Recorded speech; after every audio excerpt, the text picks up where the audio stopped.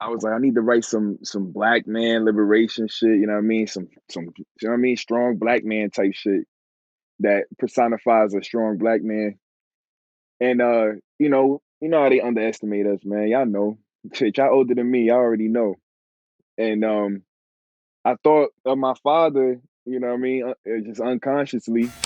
Sometimes, bro, I had to refrain myself from writing like crazy bars, like some wild entendre shit that people got to sit there and think and about and shit like that. Like, because I wanted it to be simple yet complex at the same time. You know, just complex meaning like how the shit was made, how the vocals was layered, how the shit came together, when to put the hook. You know what I mean? But as far as like the general writing, what I'm saying, the actual words, like I just wanted it to be memorable. Bruh, you're providing what people want in these songs, bro. So me, while we seeing like the growth, and it's like, all right, he going from mediocre bars or whatever he think is, it's like, all right, mediocre to now polished elite bars. But those was elite ass bars and elite songs then, in somebody Hmm. else's eyes. Right. So it's like we can't knock those startup projects. Trying to tell them, Hut, I've been different. Yo, Green, we got one, homie. Greenery. Time to take the cloak off, family is the bad guy. Woke up, aggravated on my bad side. Separate me from them, I am the franchise. Close circle, damn right, I am anti. Coming back for what's owed to me, been a old. Ladies and gentlemen, welcome back to another episode of Don't Sleep on the Couch podcast. I go by Cash, aka Exec P. It's been a long hiatus since we had a guest on, but it's for the right reasons, y'all. Like I said, man, I was dropping an album. I was busy, you know what I mean? Something had to shake up. So, but again, we're back with a few brothers. They've been on the show before. We have Patty Honcho. We have Greenery coming on to the show. They just dropped the Blaxploitation, long-awaited project. This one has been in the making for quite some time here, man. And these guys curated a very dope project. I can't wait for you guys to hear some of these tracks and just hear the stories behind it, man. And just we'll get into a whole host of things, man. But this is definitely one y'all want to tap into, and this is definitely a project that y'all need to hear. Without further ado, man, welcome to the couch again for the third time, I believe, man. Patty Honcho and Greenery with another project, man. What's going on, fellas? What's up, man? Thank you for having me, Cash. You already know. It's an honor every Exactly, time, exactly. man. For sure, What's for the sure. Green, was good with you, man? man cooling, man? I'm fresh off B-Day vibes, so All right. Damn, y'all, you I'm ain't good. got the wig on. You ain't got the wig on. Nothing. Y'all ain't in character. What's going on here, man? Hectic for this, man. Should have got on Soul Brother Green, you know what I'm saying? But I said I'm gonna chill. I'm gonna chill. You still got time. You still got time. We ain't live. We cut it up. We'll cut it up. Do your thing, man. Do your thing. You know what I'm saying? We gotta sell this My album, nigga man. Green. We gotta sell it.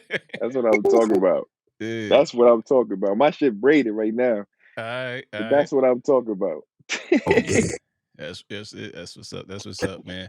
Also, I want to mention some of the other producers on here. We don't have one as Green has the lion's share the production on there, but shout out to JD Smooth, and also shout out to Scale Beats on the project as well, man. I like y'all tracks as well and y'all contributions to it. So I definitely didn't want to get through this episode without shouting them out because they definitely they're lending their hand was definitely a welcome addition to the project. For But sure, for Absolutely. sure. For sure. But fellas, man, I just wanted y'all to introduce yourselves. I know this is some people's first time hearing about you guys, where you from, why you do what you do and all that stuff, man. Y'all know how this thing go, man. Patty, you lead the way, man. Yeah, man. That's Patty Honcho from Paterson, New Jersey. Um, lyricist first, but also, supreme songwriter, man. Tapping into different lanes. Just dropped the Blaxploitation. It's different than anything I ever dropped. So go peep that. All right, Green. Go by the name Greenery Beats. Oh man, if you ain't heard of me, oh my gosh, you gonna hear me real soon. Trust me. Got a few projects that I put in with Patty, man. This one right here is amazing. This brother never ceases to amaze me, man. So I have thoroughly enjoyed working with my young brother. Been putting in a lot of work this year. Got work with Cash this year. A lot of work with Cash this year. So man, we really doing our thing musically, man. It makes me proud. It makes me happy to be a part of it. Sure. So opening up, fellas, man. Like I said, it was like a few months, a year or so in the making, since you guys kind of jotted down this idea. I know nothing like this just comes about out of nowhere, man. So who hit who? How did this thing kind of originate? Man, I heard track 5, the Blaxploitation, the beat for that song. I heard it before any other song was made on the album. That's the first beat I heard. And Green just posted it on Instagram or something like that, a clip, and I was like, damn, I want that joint. So I hit him up, and he told me that one of his homies was already messing with it, but he never put it out, never even finished it, I don't think. So I was like, man, fuck it. If he ain't using it, let me get that joint. And I was just going to use it as a single. I was just going to put it out as a single and just, you know what I mean, just have one of those songs with those type of vibes. I put a snippet out on Twitter, and my homie Danny, he was like, man, I need a whole project like this. And I was like, word, that wouldn't be bad. You feel me? That's actually not a bad idea. And then it was up from there. Sure. Green, man. Yeah. How long ago was that beat, man? How long ago was that beat you made? Because I know you be having a lot in the stash. Which is crazy, man. It's crazy. When I sit and think about it, I made that in 2018. Like you said, it was a summer that me and the homies we were just linking up every day that summer. It was like my wife, she was literally going out to work, and it would be like 8:30, 9 o'clock in the morning. By the time she's going out the door, they coming in the door with a bottle of Hennessy. You know what I'm saying? And we just would sit there for 3-4 hours, and I would just make beats, and they'd just vibe out. And like Patty said, we never came out with anything. I think they ended up just recording like one verse to the track. Even when we dropped the tape, which is funny, he texted me.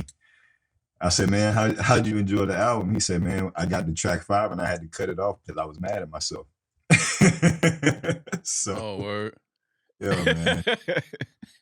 To see that come from 2018 and it be used now is like, man, it was destined to happen, bro.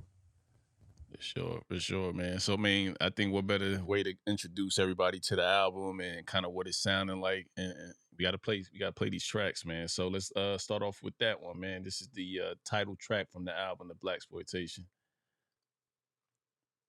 You know you got a lot of nerve walking into my establishment, looking the way you looking, how you looking. Girl, you look good. You look like a bacon, egg, and cheese sandwich.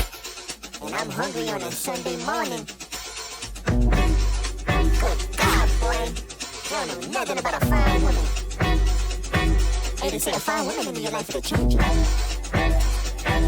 Your life is once fucked up, now you got a fine woman in your life, and now your life ain't changed. Look at God. Look into your eyes and say that boy hating. Listen to you speak and say that boy faking. Niggas acting, it's a Blaxploitation. Niggas acting, it's a Blaxploitation. Look into your eyes and say that boy hating. Listen to you speak and say that boy faking. Niggas acting, it's a Blaxploitation. Niggas acting, it's a Blaxploitation. Got a bitch better than Foxy Brown. Man, we on go, can nobody stop me now. King Huncho Musa, bitch, you know we got the crown. Got a queen too, and you know her body brown. Got a queen too, and her body on coffee. Bitch, I'm the Mac, and this shit is type exhausting. Boss things, I know you're feeling me, let's meet the song sing. Haunting, y'all killing me, that's why I say it's off. Shaft for the gat. I see your bitch neck, now black, get her back. Give me a half of the pack. I feel like Priest on the beat with my stash and my slacks. She Cleopatra, she bad. I can't settle for no Becky, man, she had to be black. She Cleopatra, she bad. I can't settle for no Becky, man, she had to be black. This the bridge. It don't take much for you to burn that shit. You got me, and don't nobody wanna burn that shit. This the bridge. It don't take much for you to burn that shit. You got me, and don't nobody wanna burn that shit. Look into your eyes and say that boy hating. Listen to you speak and say that boy faking. Niggas acting, it's a Blaxploitation. Niggas acting, it's a Blaxploitation. Yeah. Yeah, man. Yeah, man. So, man, Patty, tell us a little bit about that track, man, where you was trying to go with it. Adding, I mean, you've been doing this, but what I saw in there before you answer is just leveling up, like, the bridges, the choruses, and things like that, making this a real experience. So what was your thought process kind of with this being the lead off track or title track of the project? Yeah, it was really the beat, man, it helped me with songwriting. Like I hear the beat and I'm like, this shit has to be a full song. Like it just can't be one of them joints where you spit a 16 and then put a movie clip over the chorus and then come back with another 16 and then the song is over. I'm good Like, for that one. Good. yeah, you know what I mean? Yeah, like that. Don't get me wrong. When that's a good formula when it sound hard. Like I got plenty of songs like that too. You feel me? But I just knew like this beat right here wasn't one of them type of beats. It needed a bridge. It needed a hook, an outro, an intro. Like all of that was important. So that helped me for that song, which also mixed into the whole album. You know what I mean? Which is why the album came out with bridges on other songs and hooks on other songs too. So yeah, the beat helped me with my songwriting. Okay. Yeah, man, I caught a few lines on there too, man. So what was interesting to me in this project, and we'll kind of get into it more as we go through more songs, is just the ability to still add wordplay and bars into a song, into making a song. You know what I mean? I think a lot of artists they got bars for sure, like the people that we rock with on hip hop Twitter, but it doesn't always end up well in an album format. You know what I mean? Because they're just trying to bar Right. your head off instead of just making stuff that sometimes the hook is the thing that brings you in. You know what I mean? And then of course the verses are the sprinkle on top. You know what I mean? So well done on that, man. Green, you got anything to add to this one? It's because it's amazing because I even did like a little plan behind the sample that I chopped, which it was super fun to really dig in my bag and just hit it with piano chords and like little brass chords and in the background that people might not notice. So it was fun. It was fun. It was very jazzy. And Patty, man, he does an amazing job of complementing the beat. It's like, man, I ain't really got to tweak it too much. I ain't got to do too much on my end because he fits each and every pocket that he's supposed to fit in. And like the hook is like one of the catchiest hooks that I've ever heard, man. Yeah, Like, yeah. my God, it's like, oh my God, I didn't expect him to do this with the beat, man. It was amazing. It was amazing. For sure, man. So, I mean, Patty, where'd your love for Blaxploitation movies, or besides your homie? I know there had to be some research that goes into this to do it the right way and pick the right soundscapes. You know what I mean? So, tell us a little bit about that. Absolutely, man. Man, when I really just like fell into it, introduced myself into like the old Blaxploitation scene, all the old films and shit, like just being online, deep diving into old school black shit. You feel me? Like looking at shit like, oh, what's this? What's that? I remember probably the first one that I watched was the Mac because that's probably the most like renowned Blaxploitation film. And I was just like looking at shit like, I should watch this probably when I was about what, 15, 14 or something like that. So I had my MacBook and I was googling shit, doing research, and I found a Mac, and it was up from there. Done watched Dracula, Bucktown. You know what I mean? Any Pam Grier movie that you could. You know what I mean? Niggas love Pam Grier and shit. But when I was watching, when I was making an album, I was rewatching a whole bunch of shit and looking at it from like a whole different lens because I'm older now. And like since the last time I seen them, I was like 14 and 15. Like I watched it and that was the last time I saw it. So watching it now, you see things and you like, yeah, that's crazy how they did that, how they did that. So yeah, rewatching the movies definitely helped me with the album as well. And Green, on your end, man, did you do some of the same things, or were you forced to do certain things as you guys kind of started to build on this?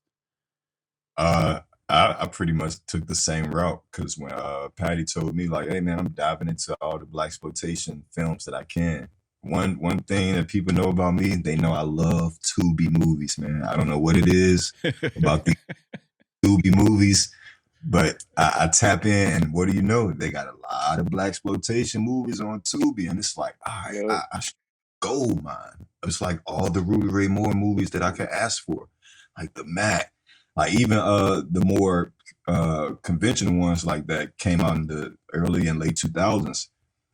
Super funny and dedicated to the old Blaxploitation movies, and they're keeping up with the sound as far as the instrumentation and the music. Right. So it was a time to where I just sat for like a month, maybe 2 or 3 months, and that's all I was watching was Blaxploitation. I would just repeatedly watch the same movies over and over and over just to get those soundtrack vibes in my head. And once I got it, it was like, all right, it's gonna be a fun album to make.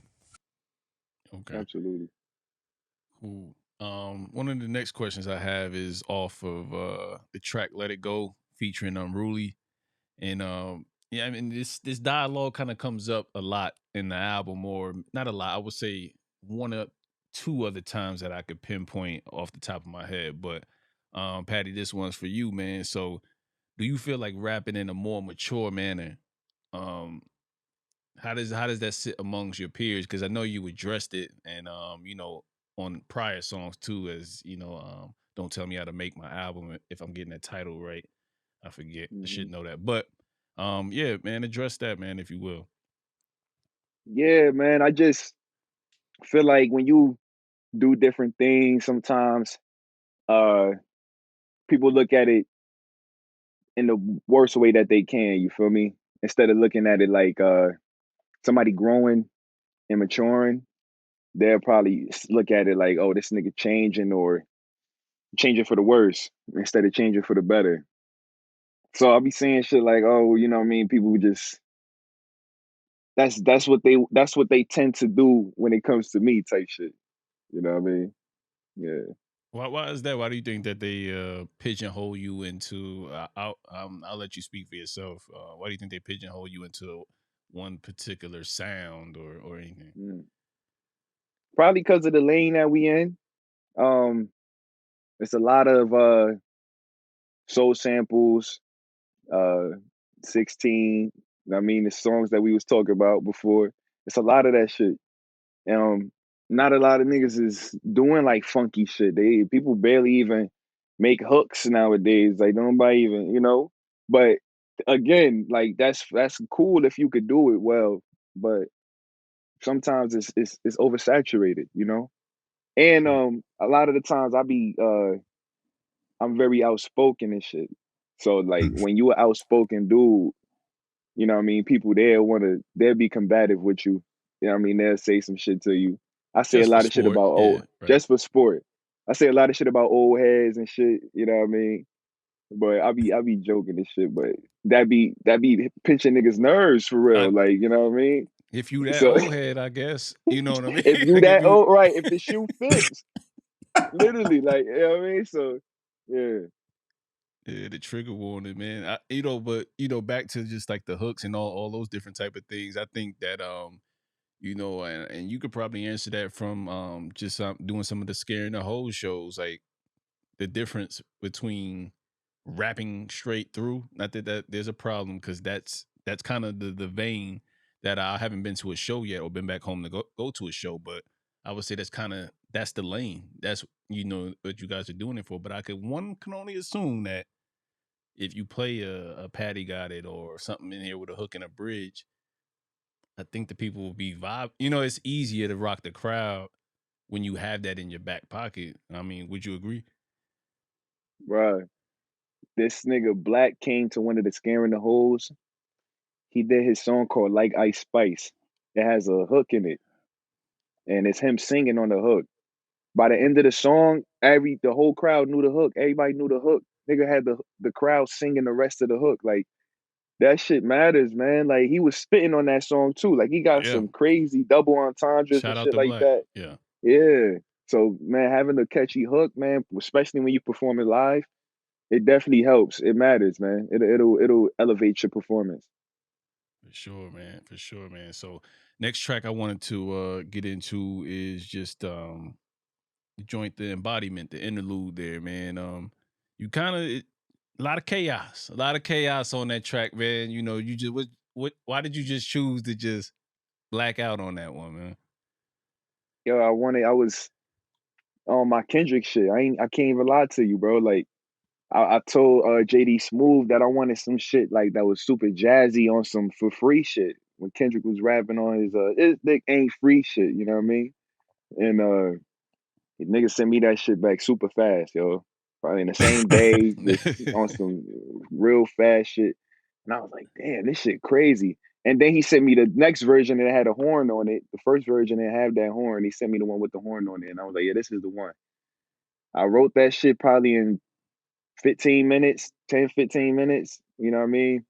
And I recorded it as soon as I got the beat. Sent that shit to Green. I'm like, this shit going on the album, bro. We made this shit in like 30 minutes. I said, this shit going on the album. Yo, because man, when I was listening to it, that's what I had texted the group chat like right before as I was listening to it again. I couldn't put my finger on it when I was listening to it. As I was just doing some riding up and down the road here recently on a little road trip, and I'm like, yo, this gives me that vibe, like how you said, Kendrick. And then lo and behold, today I just took the time as I'm doing my research. I'm like, let me listen to all of this shit. And the first thing that I could think of is to go to Section 80. But it was actually not Kendrick. It was Ab Soul. Ab Soul, the outro or whatever. So yeah, man. Yeah, but it sounds very familiar, but also it's just you being you, man. And I think, for me, it was like, all right, cool. This album sounds jazzy. You doing your thing, but it was like, all right, man, I just want to fucking rap right now. You know what I mean? I just want to still show him I could do that. So good balance on that. Good balance on that one, man. So I want to let them hear a little bit of that joint before we go on to the next question. So this is the embodiment, the interlude, y'all.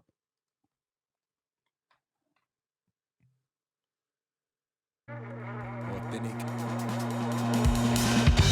Patty Honcho's the name, dog. None of you motherfuckers ever come from the same cloth. Scraping your brains off. We ain't making the same sauce. Making the groovy shit. Fly nigga the king off. Fly nigga the king. I gotta lean in another zine. Plotting on how to get out this dream. I'm MJ. How I'm finna put Billy the jeans. Nigga got a million streams off of a million machines. That whole sick. Pat don't miss. A natural fit. The fist of an afro pick. I cracked your list. I'm at your fit. I back your bitch. And show you that for me. Cause my Mac on 10.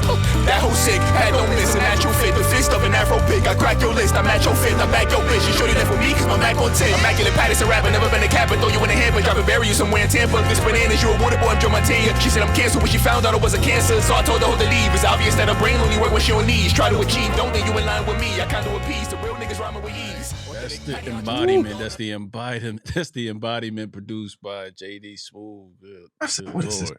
Good Lord. Yeah, yeah. What is he doing? Yeah.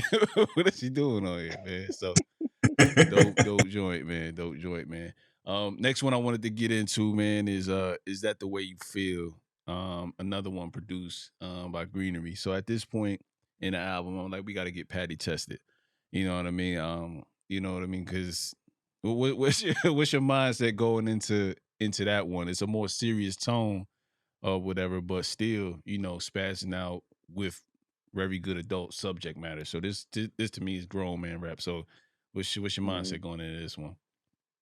Yeah, bro. Like, I'm gonna put this out there, man. I've been trying to hold off for like what was my absolute favorite on the album, but this been my favorite for probably like ever since the album been done. So I'm gonna just throw it out there. This is definitely my favorite song on the album. When I was making it, I was thinking like Black Panther Party, like, you know what I mean, liberation and shit. Like, I'm thinking like let's go attack. You feel me? Like, I'm thinking that type of shit. But it ended up turning into something that you could interpret any way you want to put it. You feel me? Like, is that the way you feel about me? You could say it could be like some racial shit. It could be some relationship shit. You know what I mean? It could be some like music shit where you talking to the fans, or if the fans talking to you type shit. Like, it's all type of, it could be all type of shit. But my initial thought making it, the intention behind it was like that Black Panther aggression. Like, that was the intent behind it. And then whatever I wrote down, it came together like that way. For sure, man. I mean, like, you got a lot of lines on there, man. It's crazy, man. Black mothers drive, but they don't call them soccer moms.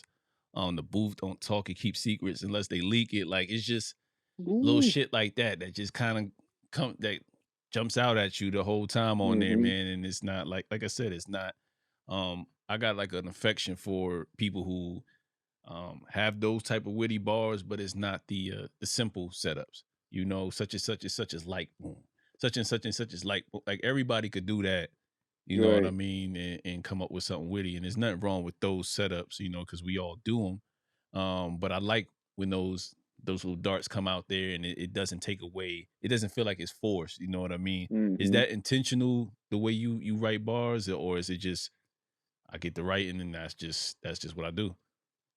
Absolutely, bro. Like me personally, bro, I know myself very well, man. I'm a hard critic, bro. Like I'm a really hard critic, especially, and it depends what it is that I'm critiquing. You know what I mean? I don't publicly critique a lot of things because you know I'm a rapper, so you can't really. It's a slippery slope. It's a gray area and shit. But I do it when I'm on my own. When I'm by myself, nigga, I'm like, man, this shit ass. So like, like, you know what I mean? I don't care. Fuck it. So like, if I could tell, or like if I could tell that you trying super hard to make me, I'm about to throw a punch at you. Oh shit. Who like that's whack as hell to me, bro. Like I hate that so fucking much, bro. Like what boxer is gonna get hit Yeah. by a punch coming like this? Nobody. Right. Not Right. one. Right. It's like, you know what I mean? So yeah, that's just me. I like them little jabs, you feel me? Them little subtle jabs, straights, and you know what I mean, inside hooks. Like I like all that. You know what I mean? Yeah, I definitely like that.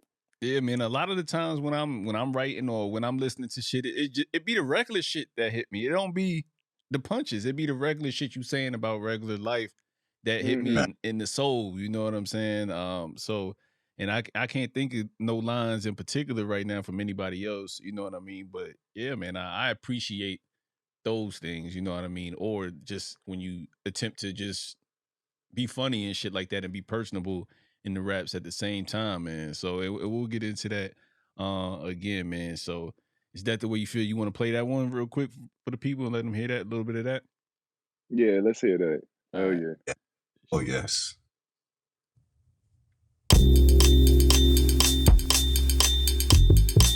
Authentic.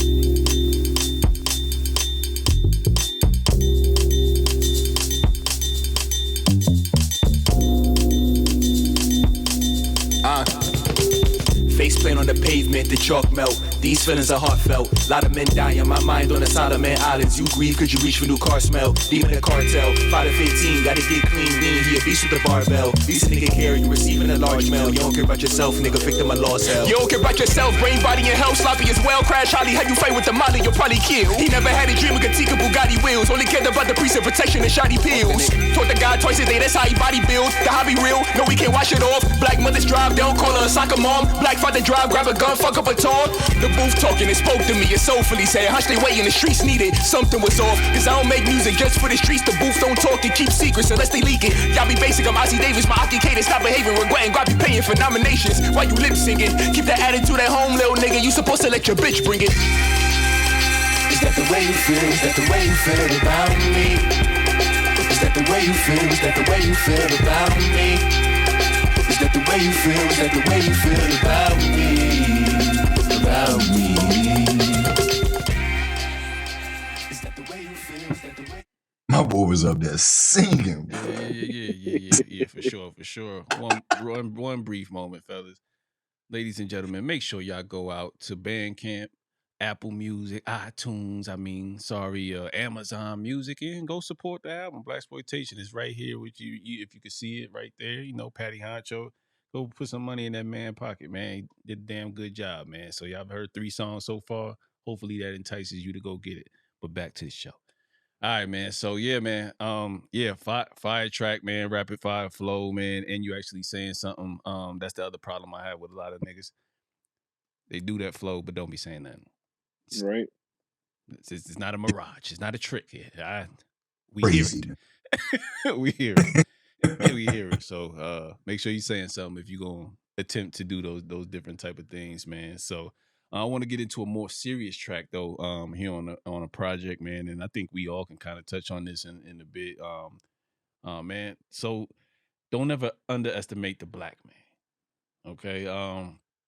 You know, you touch on you and your father's relationship a bit, and this is kind of probably not one of the first times I learned a little bit about you, but I feel like I learned a little bit about you in just 1 or 2 lines, you know what I mean, on there, man. So what made you touch on that?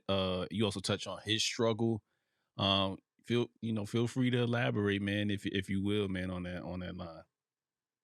Yeah, man. When I thought of the idea of writing, I started writing without the beat. That verse I wrote it. I started writing it to no beat, which I rarely do. But I was like probably on the bus or the train or some shit, going somewhere in the city, and I was like, I need to write some black man liberation shit. You know what I mean? Some you know what I mean? Strong black man type shit that personifies a strong black man. And you know how they underestimate us, man. Y'all know. Shit, y'all older than me. Y'all already know. And I thought of my father. You know what I mean? Just unconsciously, and I just put it down on the paper, man. Like just started writing about it, and this real shit. Like two of his brothers passed away, like 2 months in between, like 2 months apart, type shit. And when I was younger and shit, you feel me? We wasn't like around each other like that much. For me, I ain't grow up with seeing the nigga every day and shit like that. But I don't resent him or nothing for that. You feel me? Like I know shit is crazy, like shit hard and shit like that. And he ain't never make me feel like I wasn't wanted or some shit like that. You know what I mean? He always hit me up and you know what I mean, shit like that. So I ain't gonna put no smut on his name and shit like that. I know it's hard. You feel me? It's shit hard out here. So that's where that shit came from, really. That's dope. Anything to add to that, Green? No, it was a song that I could feel that he was putting a lot of passion in, just based off that subject right there. It takes a strong minded man. It takes a strong minded black man to be able to overcome that hurdle. Because a lot of us don't grow up knowing our biological fathers.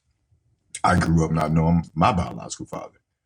Don't really have too much information on him, and to hear those words in his song, and it comes off as like he said, like, man, I don't have no animosity, I have no feelings of negativity towards you, because I understand, like, you might have been in a tougher situation than I'm facing right now. Like, you might be going through something mentally. So what do I look like judging you the same way that I feel America judges me? I can't do that to you if that's going to be my complaint when it comes to me versus the black woman, when it comes to me versus the white woman, when it comes to me versus the man, when it comes to me versus America. If I'm feeling that, I do that to my father based on the narrative, oh, he left us. It's always a long story about that. You know what I'm Oh saying? yeah. I don't mean to cut you off. Continue on. I'll go after if you You got good. more. But yeah, I agree. It is that long. You get the long story of how it's like, oh, he ain't shit. He could have did more, but it's like, all right, where's the story of what led him to him not being shit? What led to this change? Because clearly it was good enough to create me.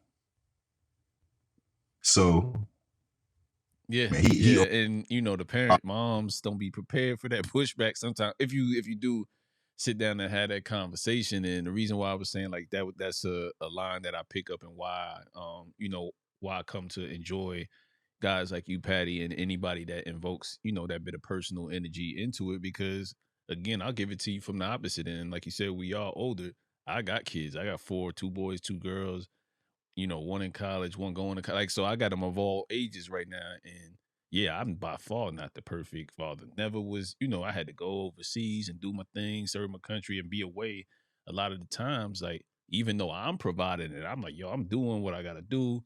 I'm always helping out, doing things, but I can't replace some of that feeling for some of my older kids who had to deal with me not being in the crib, not being with their moms. You know what I'm saying? And then on the flip side, my pops, you know what I mean? I used to wonder about him, like when he got locked up or when he had his struggles with sobriety and drugs and shit like that. Like, yo, where homie at? Dude stole my bike one time. You know what I'm saying? Like, how fucked up is that?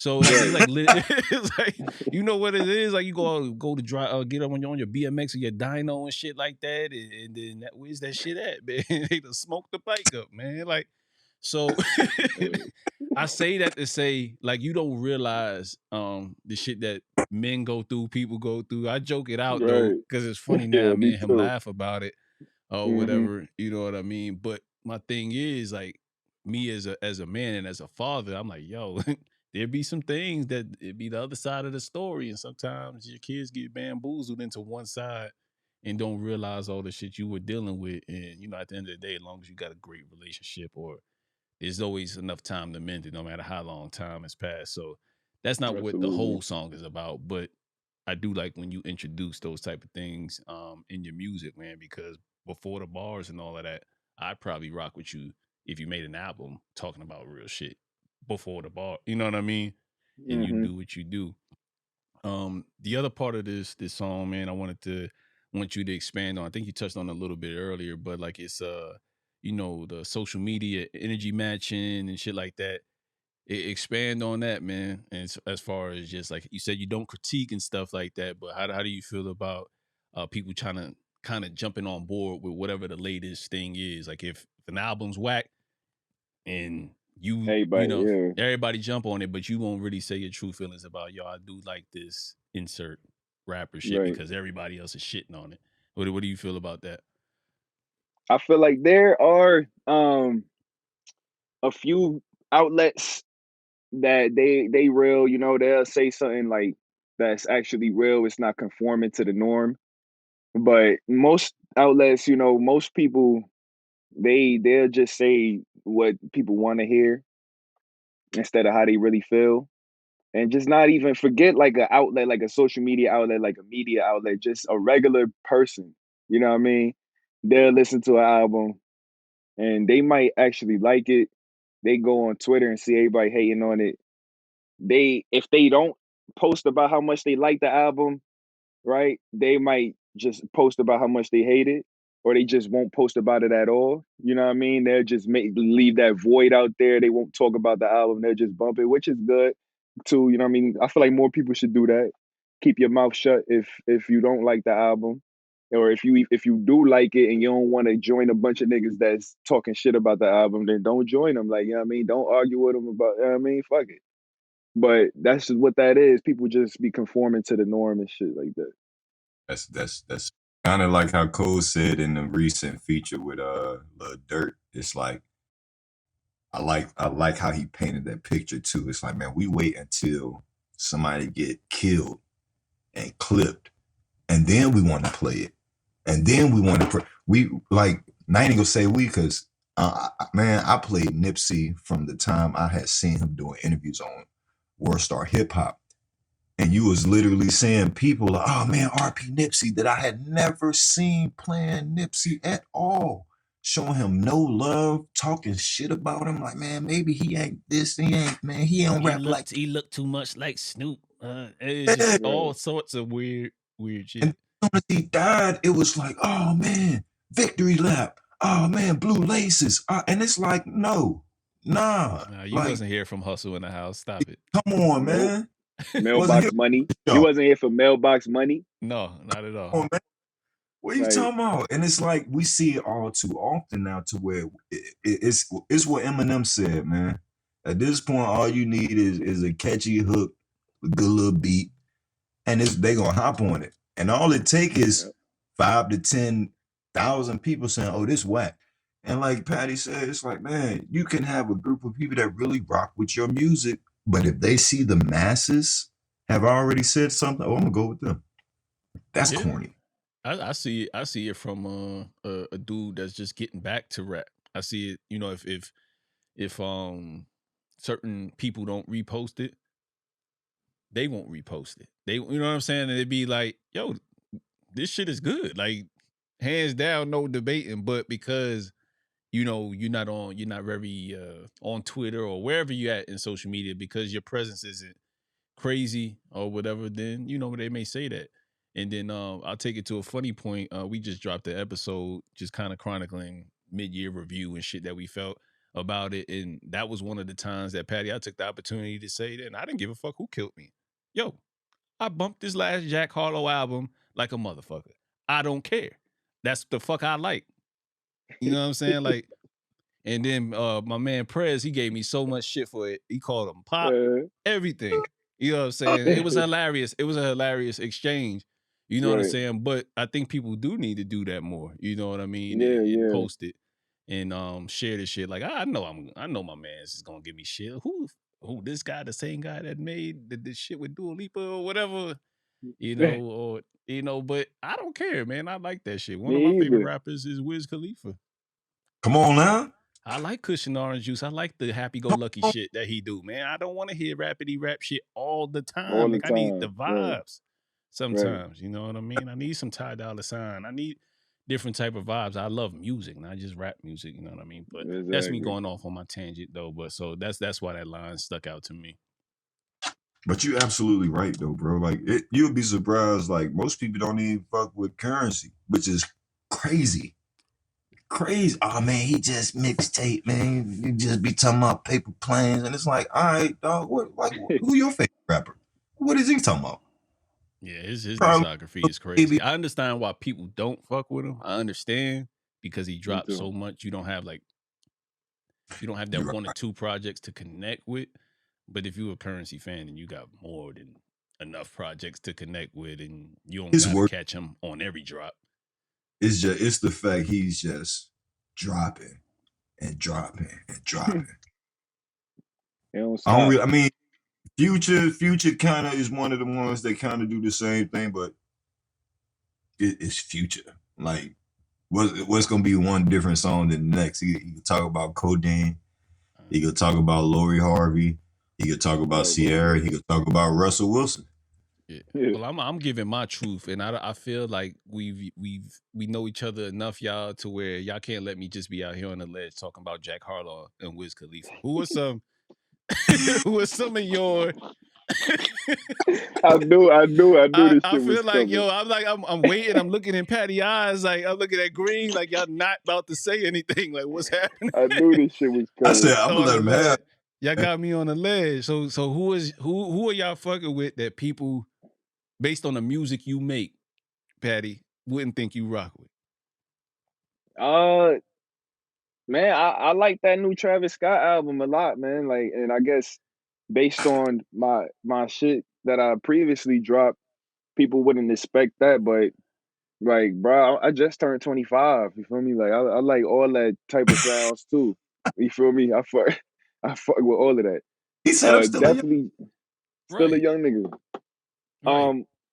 I be listening to fucking Fleetwood Mac like all the time. You know what I mean? Like, yeah, I love rock music and I love trap music too, man. So I guess Fleetwood Mac and Travis Scott recently, those are two that you probably wouldn't think that I would listen to. Okay, all right. I do like that other dude, man. I don't listen to his albums, but his singles, I Finesse 2 Times. I fuck with him. I don't know why. Yeah, I know who that is. Yeah, I won't listen to a project necessarily, but I hear you. know, it's cool when they say it. They know how to make music.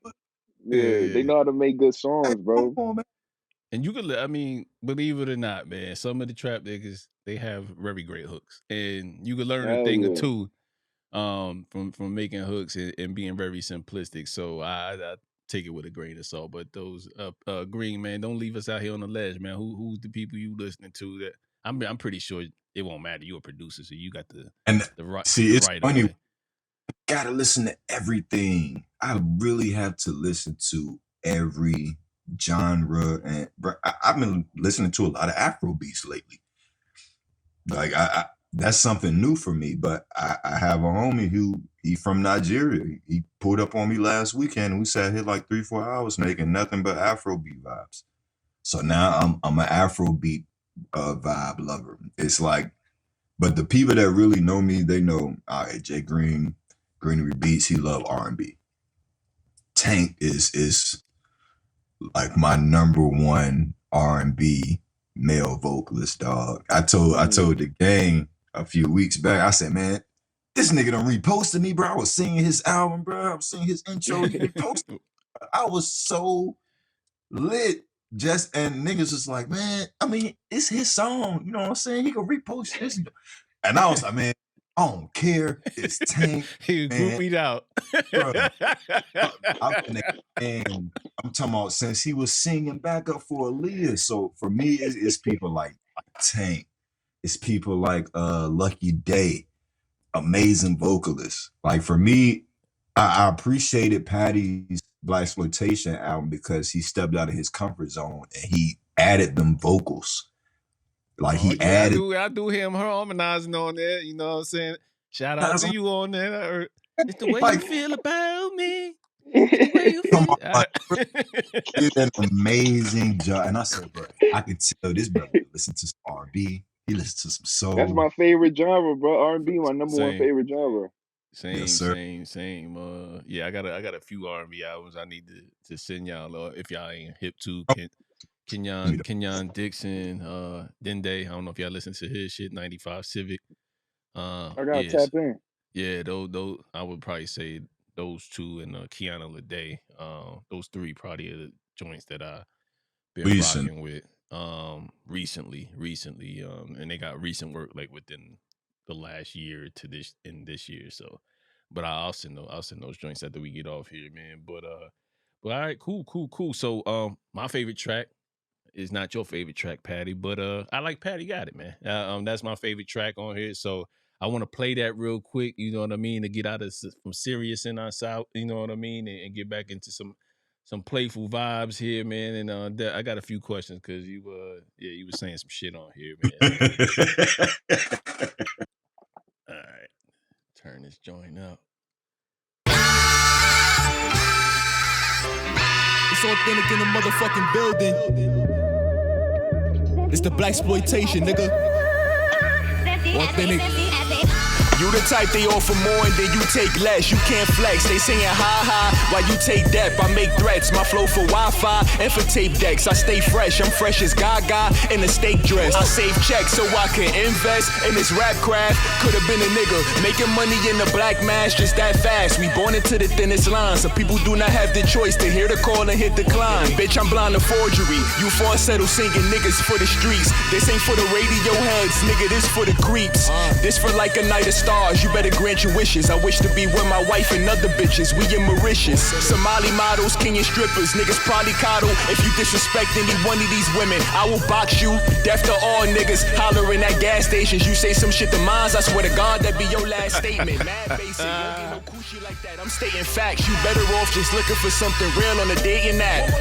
You won't get no coochie like that. I'm stating facts. You better off just looking for something real on a dating app. Come groove with me. Let's shine like Greenery. Let's show them niggas they should stop sleeping on you and me. You need a verse of heat, you know that. Patty got it. You need a hard 16, you know that. Patty got it. Come groove with me. Let's shine like Greenery. Let's show them niggas they should stop sleeping on you and me. You need a verse of heat, you know that. Patty got it. You need a hard 16, you know that. Patty got it. Yeah. So yo, that not knowing you, bro. That one that's the one. That's the one. If you said Black had Ice Spice, that's the one, man. That's the one you gotta perform anywhere. Yeah. I think that'll win you over a crowd in a heartbeat. Man. So you get 100 kids sing that chorus, bro. Patty, man, yo, that's another thing we were talking about. You brought up the Dirk and J. Cole song. That's the cheat code. Use the kid voice. In the kid voice, everybody likes the song. No problem at all. No problem at all, man. So, one of the reoccurring themes on here, you are celebrating women. You are celebrating wifey a lot, man. Question, man, were you in trouble during this album? And you would have thought so. Like, yeah, man, yeah. A lot of my baby this and baby, a lot of. Oh, nah, I'm just rocking. That's funny as hell. Oh man. Hey, look, she said, "Is that the way you feel about me?" Yeah, every time one of them lines come up and she around me and she hear it, she'll look at me on some shit like you ain't hear this shit 100 times already. Yeah, shit is hilarious, yo. That's funny as hell. So yeah, man, why is it deaf to all niggas hollering at gas stations, man? You know, why they gotta revert to dating apps, man? Like that took me out, man, when I heard that line the first time. I was just vibing with it like, wait a minute. You know what I'm saying? So great comedic relief and bars at the same Right. time, man. So yeah, what's your thought process going into Patty Got It, man, and the hook and everything about the song, man? Tell us about it. That gas station line, bro. I wrote that before I was with the joint that I'm with now.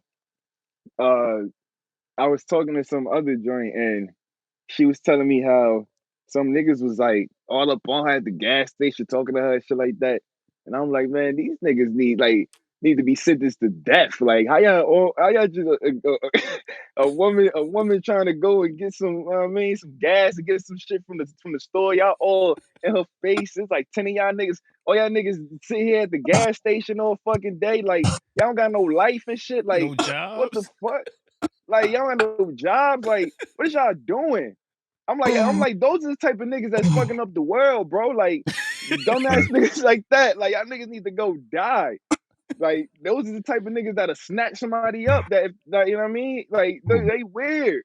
So I was like, man, death to all niggas hollering at gas stations. Like, all of them niggas.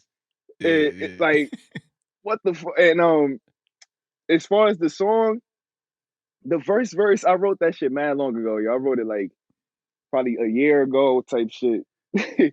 And it was on a completely different beat, but I never dropped it because I ain't like the beat. I think it was I forgot who made the beat, but it was somebody I ain't fuck with like that. I don't know. I ain't like the beat, but the verse is super hard, man. So Green sent me that beat, and I'm like, this verse is literally perfect for this beat. And when I heard that little sample in the hook, I knew I was going to use the little kid voice. I already knew. As soon as I heard that sample, I'm like, oh yeah, I'm using this little kid voice right here, and this shit gonna go.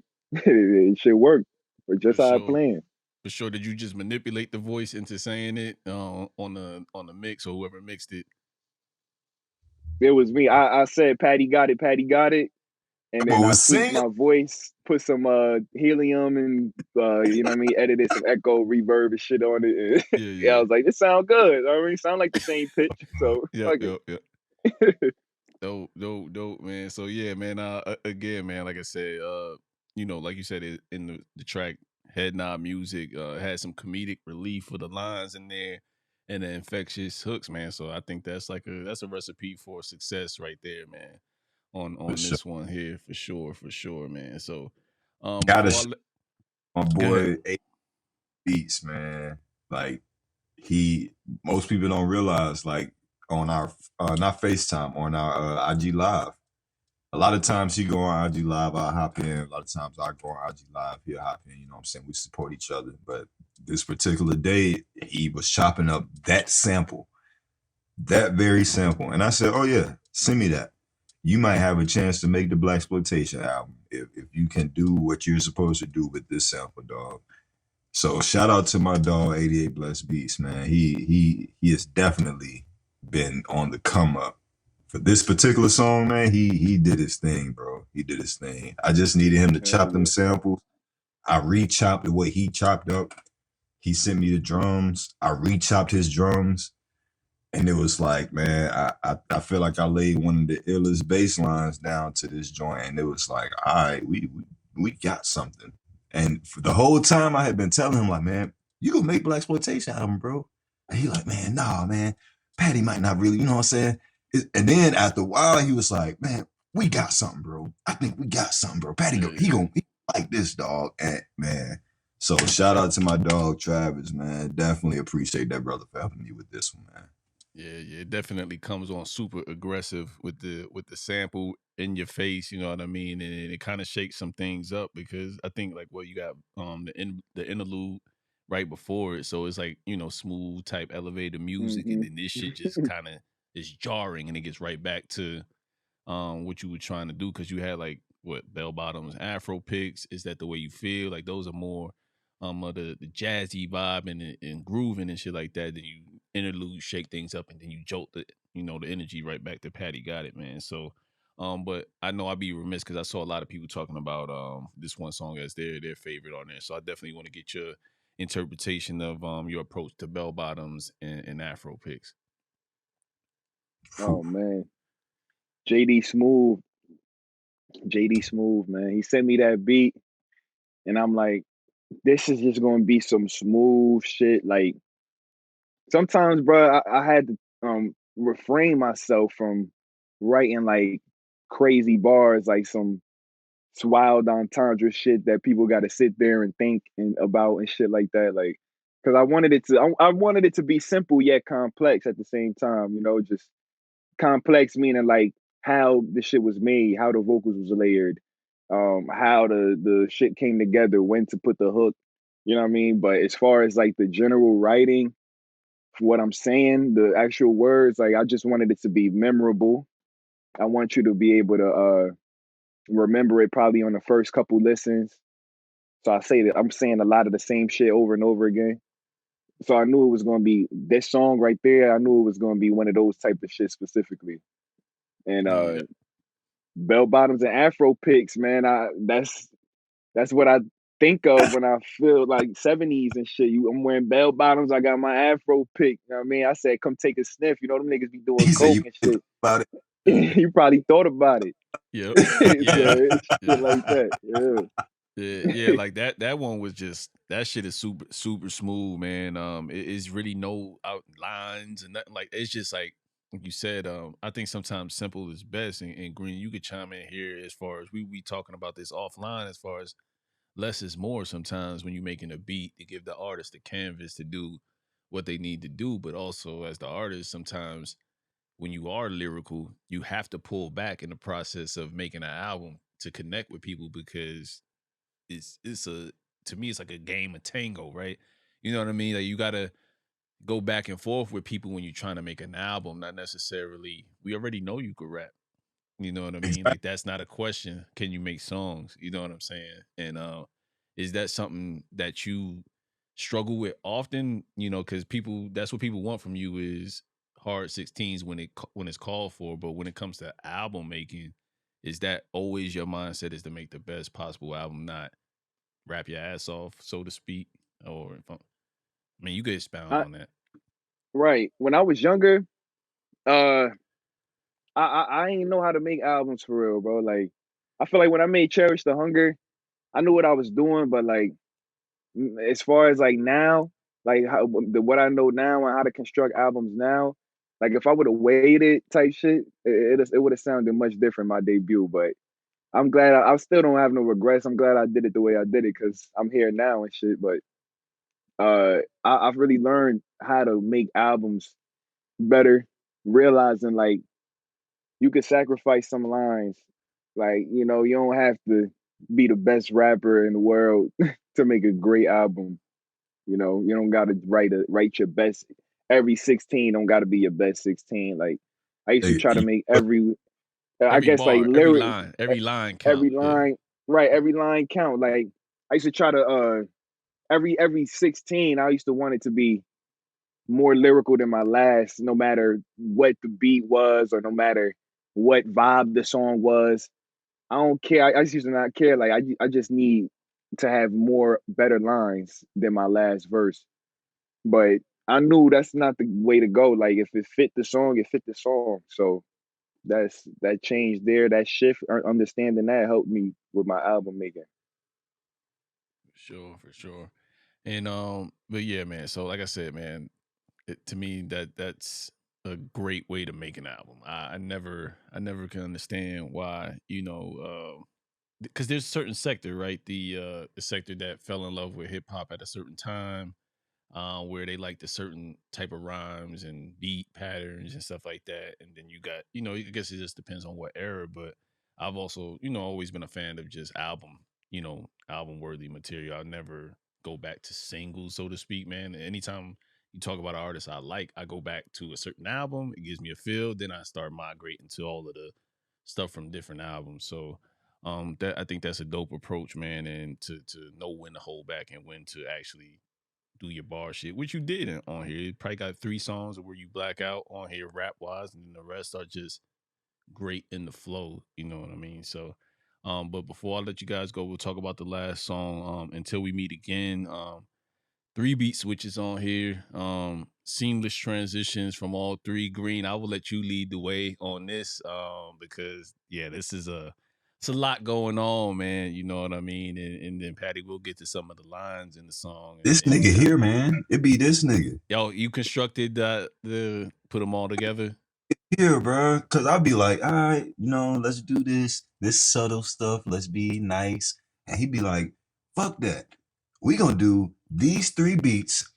Keep the tempo of each beat. And that's like, you don't want to switch the tempo of the track? No, because I'm gonna switch how my rapping styles is on each. And it's like, nigga, you're insane. What are you doing? Like, I've done this before, but I made the tempo the same all the way through. You trying to change the tempo up, and it's like, man, this nigga always challenging me to do some wild shit. And I thought about that. That's one of my questions. Is just like it goes from a slow build, then the drums drop on the second part where it gets a little bit more, head naughty, and then the third part, it restrains a little bit, but it's still a little bit more up tempo than the initial part on there, and they do sound like different beats, man. Patty, what made you want to do that, man? Because that's something I want to do here in the future, not 3 beats and nothing like that, but just great transitions. You know what I mean? So what made you want to do that on the last song of the album? The album, I thought it was done, right? The outro wasn't made. Until We Meet Again, it wasn't even made yet. And I thought the album was done.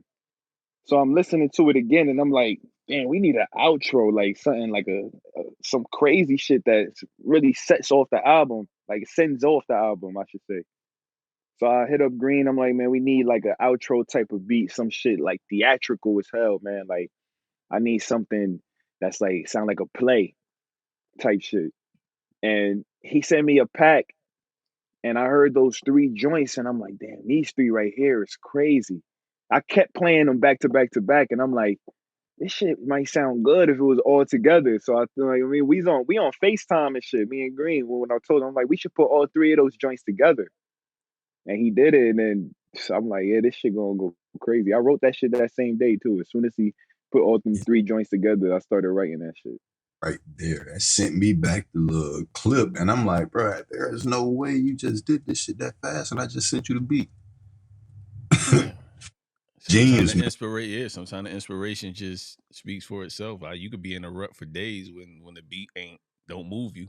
You know what I mean? And then all of a sudden you got 48, whatever. You know what I mean? And just unlimited bars, just depending on the day, man. So, I mean, like you got the Dream Girls line in there with Sparkle. You know what I mean? That was a good, dope, not a good line, a great line.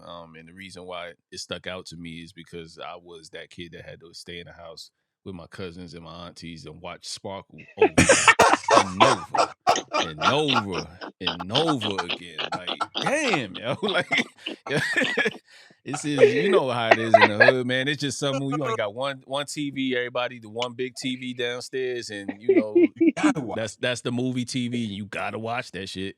You know what I'm saying? So, but not only a witty bar, but that's the memories that it brought up for me, man. So, tell us a little bit about just those lines and just what you were trying to accomplish with the 3 beat switches.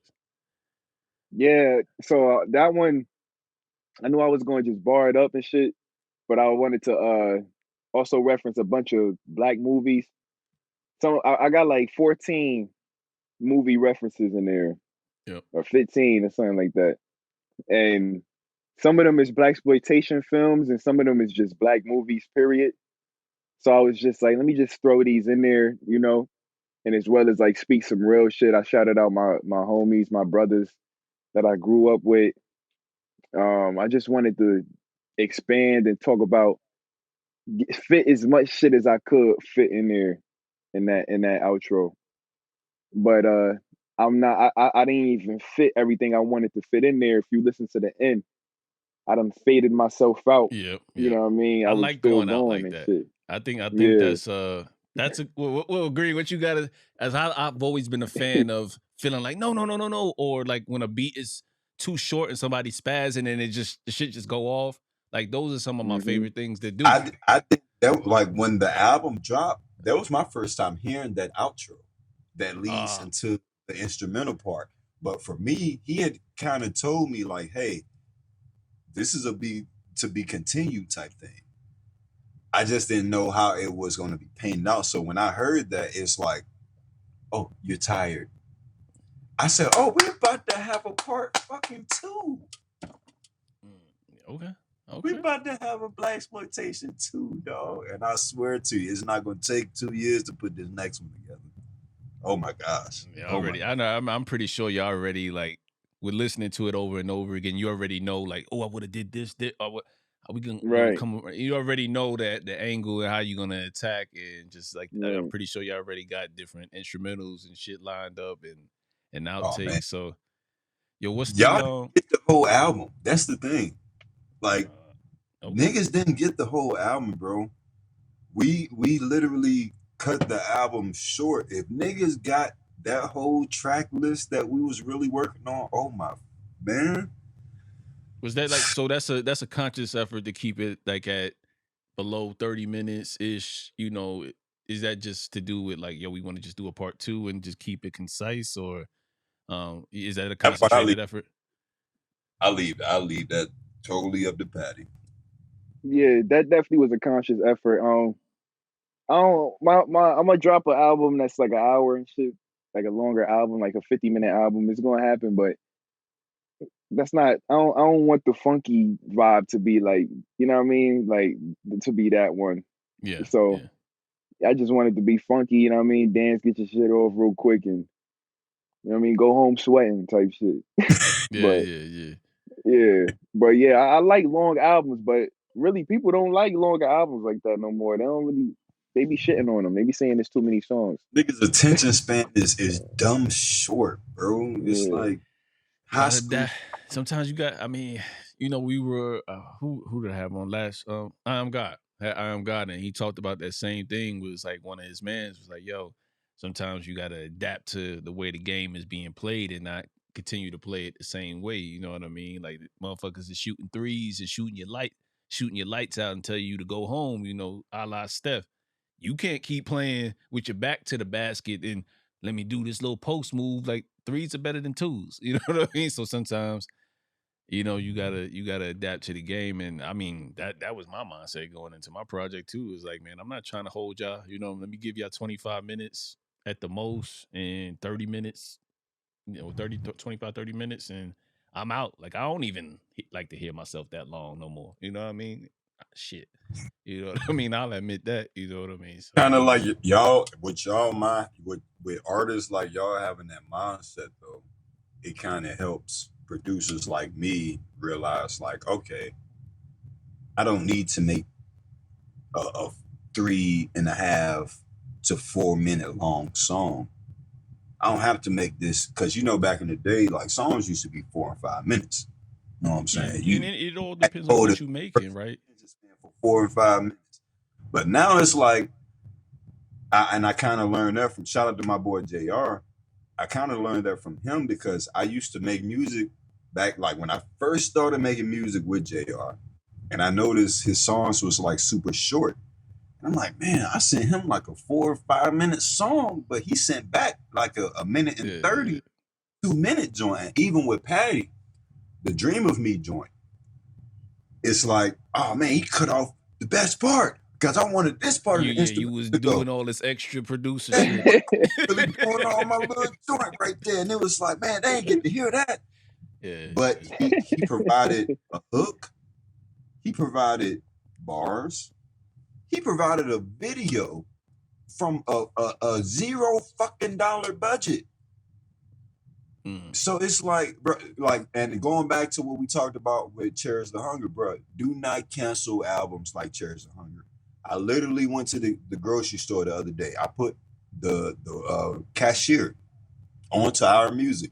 I came back 3 or 4 weeks later. She said, I don't know who that was rapping, but it's that song that you got named Dream of Me. That was my favorite. Yeah. Bruh, you're providing what people want in these songs, bro.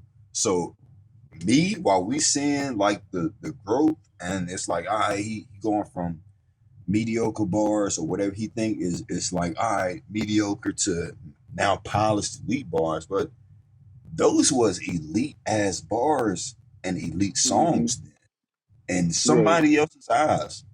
So it's like we can't knock those startup projects.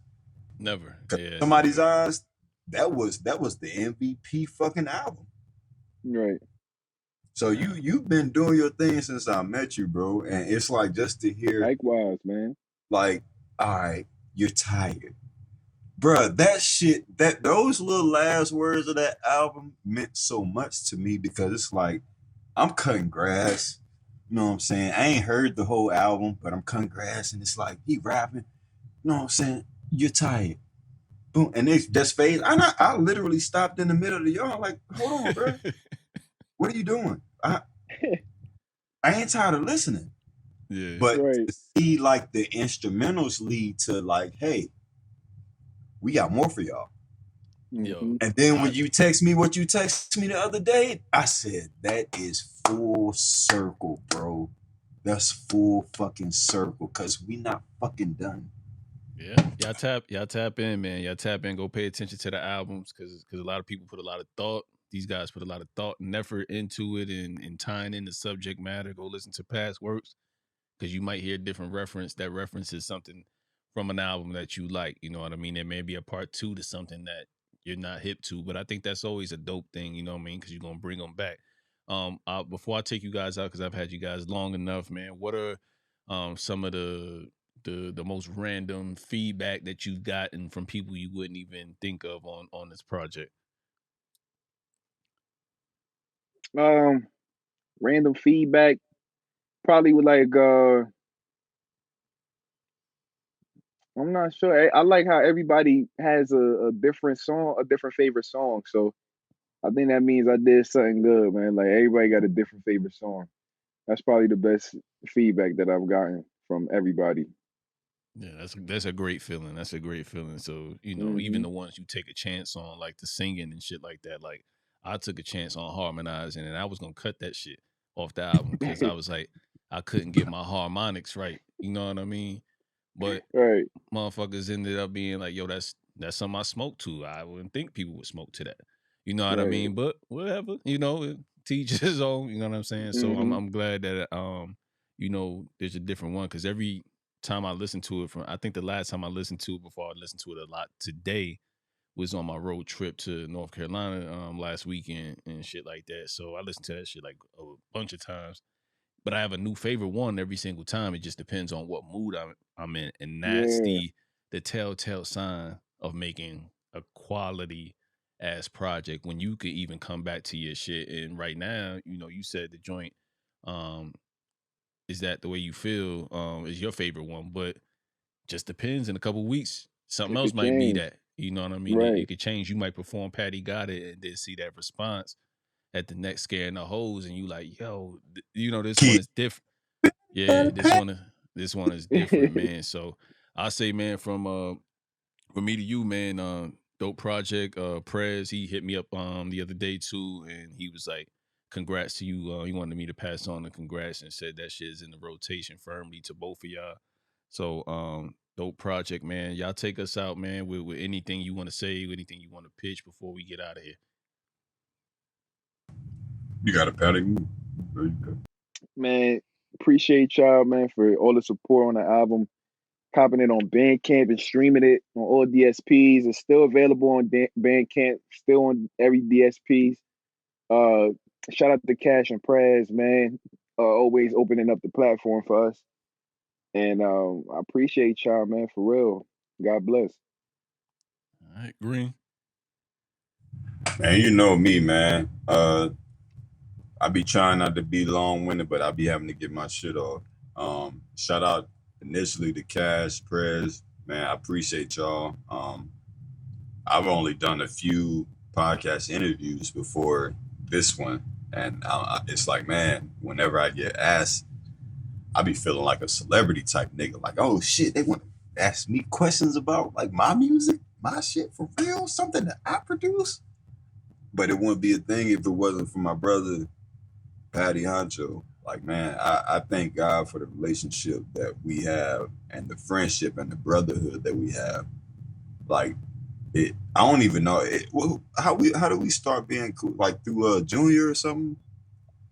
I think It, I think yeah, it was JR. JR. It was that And it Jamie Foxx like beat, the it Jamie was I Foxx think show sample. exactly. That's exactly what it was. That's exactly what it was. And it's like to know like this started from a sample. And I can call this brother and be like, hey man, what's going on? Just want to talk to you. Just want to see how your day going. And I've talked to his missus, and it's like, man, like I feel like I'm really this nigga's brother, and we can build on something that's so greater than us. It's so much greater than us. Like the purpose that we are trying to fulfill in this music is bigger than us. And to know that bro is willing to fulfill his part of it and hold me accountable at the same time and be like, all right, Green, I need this from you, and you're gonna provide that. And it's like, all right, I got you. That's one of the most beautiful things that I can ever see coming from music. And to know that we only did like the smallest piece of what we about to really embark on. The shit that y'all hear from us moving forward is about to be fucking insane. It's about to be insane. Like, I don't want to say too much. Wait on the deluxe version of the Blaxploitation. Okay. All right. I see you, man. So again, man, proud of y'all, man. Also, shout out to JD Smooth, Scale Beats, Unruly, only feature on here as well, and everybody else involved in any type of way, man. So y'all brothers stay up, man. Y'all know y'all always welcome back, or whatever y'all need from us, you know, as far as the podcast goes. You want to come back and talk about whatever, y'all know y'all can always come back and talk, man. So this is another episode. We'll be back next week, man. We got another dope artist on the way, but I won't reveal that quite yet, man. But we got two dope ass MCs coming on next week, man, and they just dropped a dope project, and they are from New York City. So that's as much as I'll give, man. So all right, man. So we out, fellas. Peace.